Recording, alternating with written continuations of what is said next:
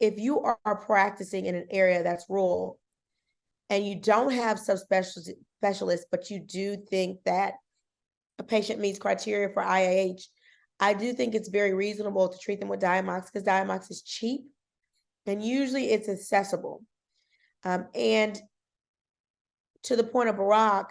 if you're waiting to have visual acuity changes to be seen by an ophthalmologist, that may mean that you have progressive IIH, which can cause some long-lasting and long-sustaining issues with vision. So I would encourage patients that if you have headaches specifically, I think anybody with a headache that's not relieved with typical over-the-counter medicines, if you're needing to be treated with narcotics for headaches,